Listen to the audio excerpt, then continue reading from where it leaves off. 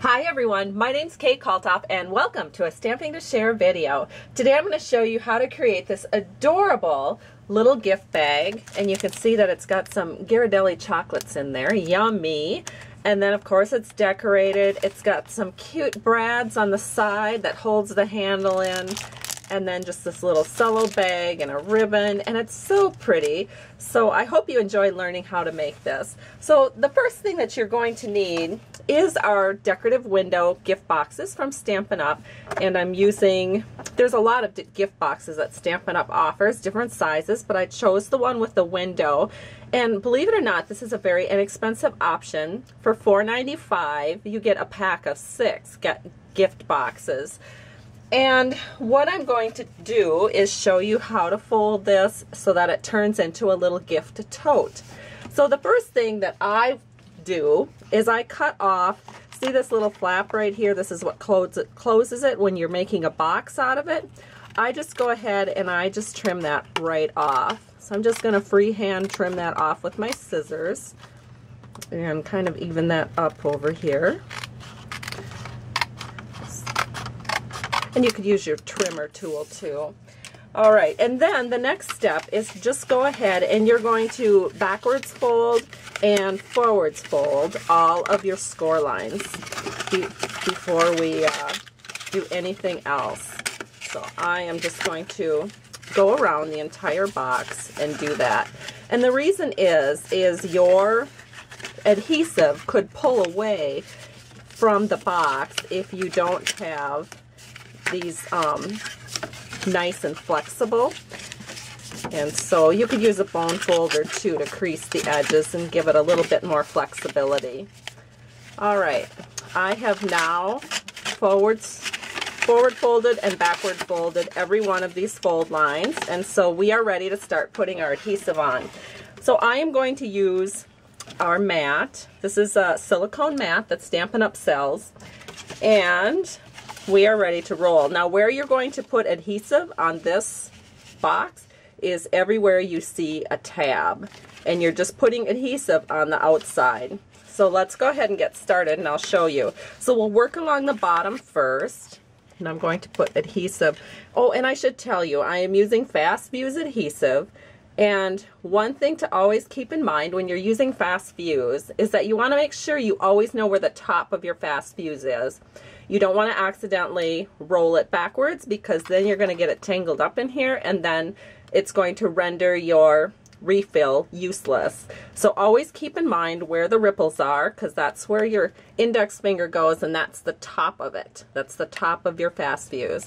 The other thing you want to make sure when you're using Fast Fuse is that there are no little balls of adhesive stuck anywhere in your container. So I will periodically open this up and make sure that I don't have any little balls of adhesive, and make sure that this is always nice and clean and free from excess adhesive. Alright, now we're ready to get going, and sometimes I have to start it, so to do that, again, I make sure I know where the top is, and then I put my finger along the bottom and I just roll it up a little bit to expose that adhesive. Now I can go ahead, my adhesive has been exposed, and I want to just make sure that I do quick little flicks so that I don't get those strings that I was just, you saw some of that because I did get a little bit of stringing when I first started. So we're just putting it, so I put it on this flap, these two flaps, and now I'm flipping it over and I'm putting it here. That's why you want to have the silicone mat on the bottom so that your box doesn't stick anywhere. So as you can see, I put adhesive here, here, here, here, and here. Now we're going to go ahead and we're going to put adhesive in this area. So we're going to put it right next to that fold line. So it's going to go right there. And then we're going to go with it up this way and also this way. We're going to flip it over. We're going to do the same thing on this one. And I want to make sure that I get it super close to that scored line. There we go. And then go up and then up over here as well. Then the only place that we put adhesive on the inside of this box is the inside cover here. And you want to be sure that if you can see that this is where they have glued the acetate sheet in to create the window. You want to make sure that your box has some exposed cardstock on each side. If it does not, I take my scissors and just trim that up, because if you put fast fuse on that acrylic window, it will not stick. So you have to make sure that you're getting your fast fuse on the cardstock of your box. So here we go. Good. Now we have all of the adhesive that we need to put this box together. So what we're going to do is we're going to put the box together. So you're going to fold down the indented flap.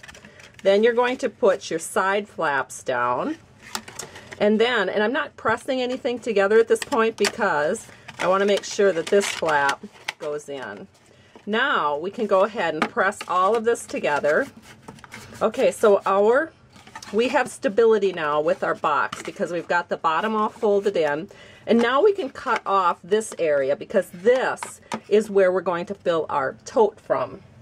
So I'm going to take my scissors, my little paper snips here, and I'm going to cut along here and along here. And then we can just hold this while we trim off this back edge here. There. And then we can finish putting our little tote together. So we're going to fold this edge down and this edge, and then we're just going to put this together so we can make sure that it all lines up, and then we just press it. There we go. Then what I do is I put my finger on the inside and just press as hard as I can to get that glue burnished on to the front. Now if you have any spots that are, a little bit, like right here, this little edge here is a little high compared to this side, you can just go in with your scissors and kind of correct that. So I'm just going to trim that up so that it's a little bit more even. There we go. And our tote is just waiting for its handle. So now we can take a piece of craft strip. This is 1 by 12 inches. And I have a 1/16 inch paper punch that I purchased from Stampin' Up. Actually, I got it as a celebration item. That last couple weeks of celebration, they had these as a choice. And I've never had a 1/16 inch punch. So you're just going to punch that. So it's maybe, I don't know, it's just somewhere in the middle there. Maybe about 3/4 of an inch up. There we go. And then you're going to do the same thing on the sides of your box. I'm just going to insert this in here, make a little punch. These are your starter punches, or your starter holes, so that you can get your brad in. All right. So now what we're going to do is we're going to take a couple of brads. And these brads are our antique brads. You can find them in our regular catalog. And I just picked 2 that matched. Now I can put it in to this little starter hole that I created. And then we can add the paper. And we'll add that into the starter hole. And that just makes it really easy to put that brad in. Then we're just going to go in from the inside here and open up the legs of the brad, and then it's secure.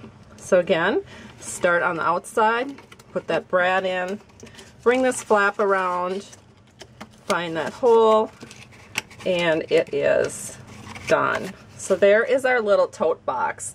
And now all we have to do is decorate it. So to decorate it, I'm going to show you the punches I used. I used the following punches. This is the Blossom Punch, and that's what I cut the cardstock with. This is the Fun Flower Punch, and I used that with my pattern paper. Then I also used the 7/8 Scallop Circle Punch in the same color of paper as I did my blossom punch. And then I took some silver glimmer paper and used my little decorative accents heart punch. And what you get is a little punch out that looks like this. So I used Mossy Meadow, and then I used the All Abloom paper pack for my designer paper, and then Mossy Meadow, and then my little silver heart. And everything is layered with dimensionals. So dimensional between every single one of these layers. So this flower has lots of depth. Then we can go ahead and bringing the box back into the picture. All I have to do is take off that dimensional right there.